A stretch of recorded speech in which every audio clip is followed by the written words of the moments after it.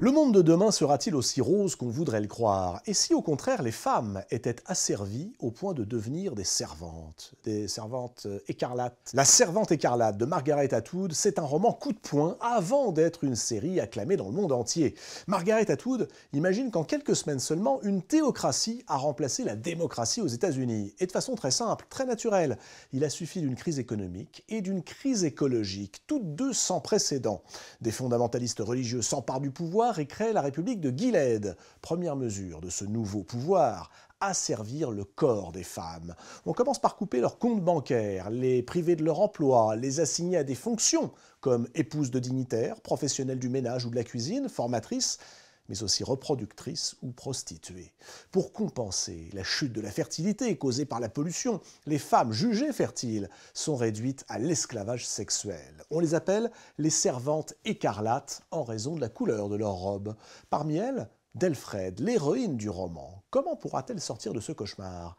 Margaret Atwood conjugue suspense psychologique et réflexion métaphysique de très haut vol. Et le résultat est éblouissant. Pour inventer ce monde, Margaret Atwood n'a pas eu besoin de beaucoup d'imagination. Elle a réuni, dit-elle, tous les cauchemars de notre époque. Son roman met à nu les mécanismes qui peuvent permettre dès demain à une dictature de prendre le contrôle des corps et des esprits.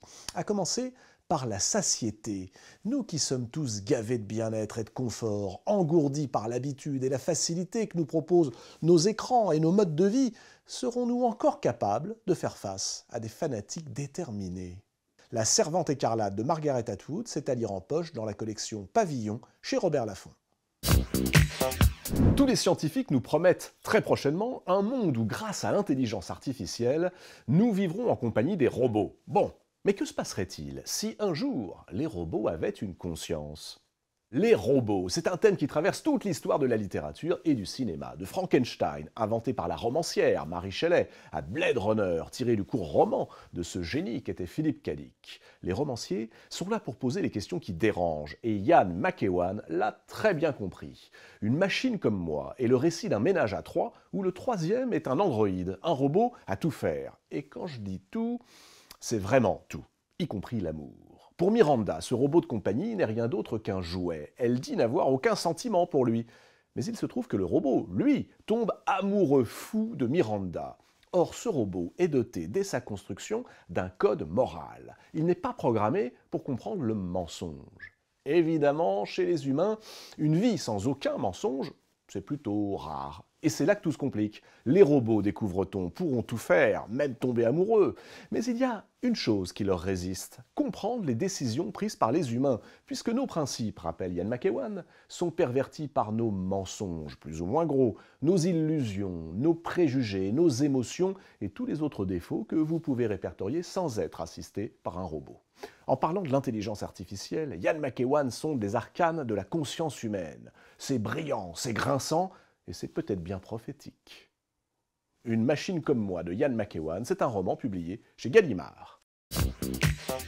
Que se passerait-il si demain les épidémies et les catastrophes climatiques que nous affrontons régulièrement devenaient la norme? La fin du monde? Mais à quoi ressemblerait le monde après le monde? C'est le titre de l'excellent roman que publie Antoinette Richner, qui est suisse et visiblement très marquée par ce qu'on appelle les théories de l'effondrement.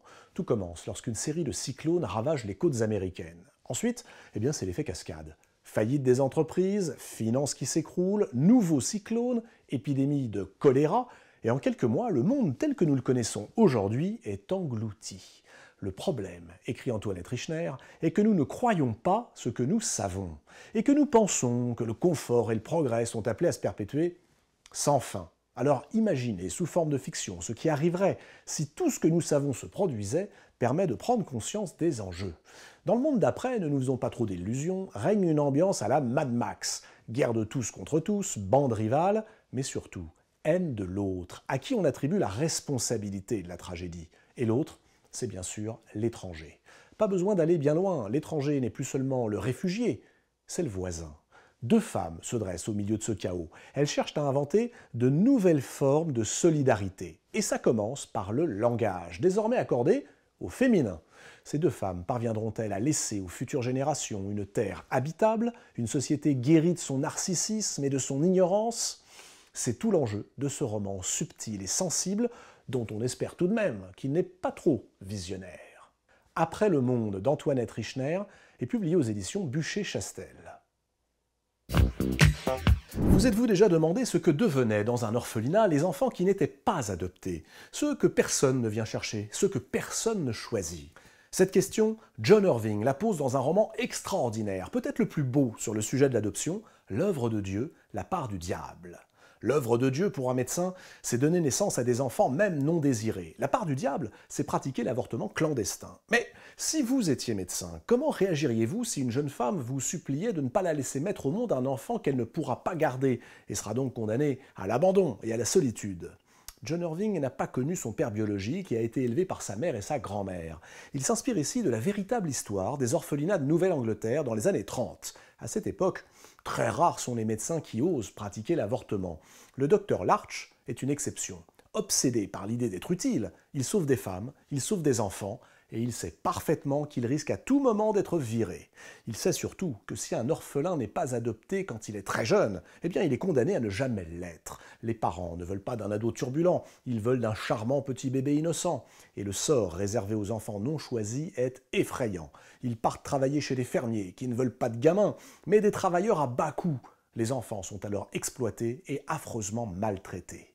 L'orphelinat du docteur Larch est sans doute le seul endroit vraiment sécurisant dans ce bas monde pour les orphelins. Quand un de ces gamins grandit sans être choisi, eh bien il décide de le considérer comme son fils et de lui apprendre le métier de médecin. Voici un roman émouvant et drôle et qui a considérablement fait avancer les mœurs, bref, de la très grande littérature. L'œuvre de Dieu, la part du diable, de John Irving, c'est à lire en poche chez Point Seuil. Une mystérieuse pandémie qui se répand comme une traînée de poudre et oblige le gouvernement à confiner la population. Vous trouvez que ce scénario a un goût de déjà-vu? Eh bien, savez-vous quel romancier, prix Nobel de littérature, l'avait imaginé en 1995? José Saramago est à ce jour le seul écrivain portugais à avoir reçu le prix Nobel, et l'un de ses grands livres s'intitule L'aveuglement. Saramago, c'est pas franchement itinéraire d'un enfant gâté. Il vient d'une famille de paysans très pauvres, son grand-père analphabète lui racontait des histoires sous les étoiles, les nuits d'été. À l'âge de 12 ans, pour gagner sa vie, il est devenu serrurier et puis journaliste sous la dictature de Salazar. Il entre en littérature sur le tard et toute sa vie, il se fera la voix des laissés pour compte, des gens de peu. L'aveuglement est un roman fascinant. Un homme au volant de sa voiture est arrêté à un feu rouge. Le feu passe au vert. La voiture reste immobile. Le conducteur est devenu subitement aveugle. L'homme qui propose de le raccompagner chez lui est à son tour frappé de cécité. Puis le médecin qui l'examine et les patients qui le côtoient dans la salle d'attente. Il suffit de regarder un aveugle pour être aussitôt plongé dans l'ombre. Les autorités décident alors de parquer les malades dans un asile d'aliénés désaffectés, surveillés par des sentinelles armées. Les aveugles seront nourris, mais c'est le seul devoir que remplira l'État à leur égard. S'ils tentent de fuir, ils seront abattus. Entre les murs, la communauté des aveugles découvre rapidement que l'enfer, c'est bien les autres, et que le vernis de civilisation se craquelle quand les vivres viennent à manquer. La lutte pour la survie s'organise, mais les aveugles affluent toujours plus nombreux, et la vie confinée bascule dans la folie. Quand plus personne ne nous regarde, sommes-nous encore capables de refuser ce que veut la bête en nous? Telle est la question que vous pose ce roman on ne peut plus actuel. L'aveuglement de José Saramago, c'est à lire chez Point Seuil.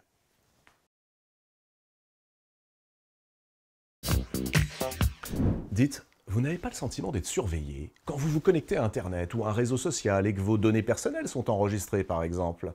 C'est le moment de se replonger dans le grand roman de la surveillance totalitaire. 1984 de George Orwell est plus que jamais d'actualité. Orwell fait d'ailleurs son entrée en Pléiade au moment où l'illustrateur brésilien Fido Nesti publie une version graphique somptueuse de ce chef-d'œuvre qui date de 1948 et anticipe de façon saisissante les pires traits de notre époque.